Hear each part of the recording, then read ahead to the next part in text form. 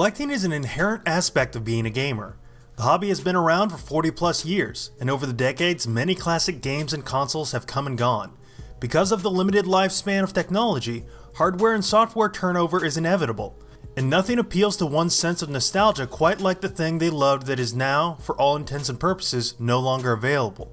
An original NES, Sega Saturn, or TurboGrafx-16 can be had, but you will be hitting eBay or the like to even get your hands on a used system. Games can be extremely meaningful as collector's items. Like movies or books, a given game can be an emotional thing for people. How many early 30-somethings remember having a real emotional reaction to the death of Aerith in Final Fantasy VII?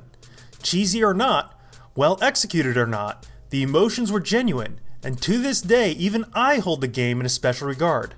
How about finally saving the princess in Super Mario Bros.? That tram ride into Black Mesa and Half-Life? So many great moments. So who wouldn't want the boxes of their favorite games filling shelf after shelf in a dedicated gaming room? Not me. Not anymore, at least. I was that guy. I had hundreds of games in boxes, system after classic system sitting packed away as reminders of my gaming past, but at some point 10 or so years ago, I said fuck it, and let go. Let go of all of it. Everything hit the top of card tables in one epic garage sale extravaganza, and the weirdest thing happened. I felt better. I didn't need the physical things to remind me what was important to me. It was a weight off my shoulders, and I haven't looked back. In fact, it's almost become a lifestyle choice. This mantra of getting rid of things has become a point of pride. A life of minimalism as far as possessions are concerned sounds amazing, and is an idea I can't escape. If I think I likely won't need something anymore, I get rid of it. Make room for something newer, better, more useful. The move to digital media has been amazing for me for pretty obvious reasons. I can still have access to all of the games, movies, music, TV shows, and other media I care about, but I don't have to have them physically. In fact, in some cases I don't even have to own them. Netflix, Google Play Music, Amazon Instant Video, and more have made it so I can just subscribe and often have access to most things I want to watch or listen to. Games are not there yet, and still bump up against a lot of issues. I'm committed to being 100% digital when at all possible, but I do it while admitting that it isn't always the most convenient and best experience. I was recently reminded of some of the bigger problems facing digital distribution of games when purchasing and trying to play Watch Dogs for PlayStation 4. Things did not go particularly smoothly. Let's run through some of the issues facing digital distribution on consoles today. Download speeds. Valve has somehow nailed this problem. Steam can deliver games to your computer nearly as fast as your connection can handle. Even with games regularly coming in at 25 plus gigabytes, this can mean just tens of minutes on a fast connection. Microsoft, Sony, and Nintendo can't touch this. I bought Watch Dogs on PSN for PlayStation 4, and it took a total of 10 hours to download the 25 gigabyte game. On the same connection, I have downloaded similarly sized games in a tenth the time on Steam. Now granted, PlayStation Network was likely getting slammed by people just like me trying to download the game on launch day. But of course there were going to be a ton of people trying to get the game. This leads into our second issue, preloading. Steam has offered preloading for games purchased prior to release for years. Preloading is on the way for PlayStation 4, and Sony has announced that the feature will launch alongside Destiny in September, but it really should already be there. This would alleviate a lot of problems surrounding bandwidth issues on big release launch days. It sure would have made my Watch Dogs experience a lot smoother. I don't care if it takes 10 hours or 2 days to download if it's done ahead of time. Microsoft has said they want to offer the feature on Xbox One as well, but have no firm details to announce. More aggressive play-as-you-download measures.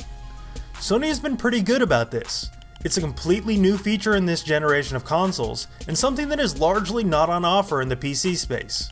Whenever you start downloading a game on PlayStation 4, you can start playing it after just a portion of it is downloaded. Now this is great in theory, but not always in execution. When I bought Infamous Second Son, I was in the game within 20 minutes of my purchase. I got about 40 minutes of playtime before I hit the wall saying, wait for the rest to download, and had to wait there for about 20 to 30 minutes while the full thing finished. All in all, pretty pleasant, but it could have been better. Give me a bit more playtime up front. create a couple more content gates in a rolling download fashion, and maybe it will truly be a seamless experience. But going back to Watch Dogs, it utterly fell apart. After about 3 hours, I had the first 5 gigabytes and I was in the game. I got an opening cutscene, about 15 minutes of tutorial, and then I hit the content wall. And there I would sit for 7 more hours. Not cool. This is a great initiative, and it's great that it is actually in there from the beginning on the PlayStation 4, but the execution is severely lacking. Like with preloading, Microsoft has announced that Xbox One will support play as you download at some point as well, but it's not currently available. Pricing and sales. Going digital is often more expensive than buying the disc. This isn't the console makers, publishers, or developers trying to rip you off. It's just a matter of nimbleness and brick and mortar's play to get people in their stores. Best Buy or Walmart will often run promotions that put $60 games at $50 or $45 to move inventory, get people in their stores, or any number of other reasons. Digital storefronts don't need to do that. Now Valve has been extremely aggressive with their sales, and that's great, but it's simply not a reality on the consoles at the moment. PlayStation Plus and Xbox Live Gold members are regularly offered discounts on digital titles, but true budget-minded console gamers are likely to find the best deals at their local stores more often than not. So why do I stick to digital? It's a good question, and it likely just comes down to convenience and philosophy for me. It's convenient to not have to leave my home to buy a game. It's convenient to never have to deal with swapping out discs and storing boxes. It's convenient to be able to play any game I want at any time simply by jumping through a few menus. And it scratches my itch for minimalism. What's the opposite of a hoarder? 'Cause I might be that. Anyway, these problems surrounding digital delivery will decrease over time, and even now I'm pretty happy with the situation.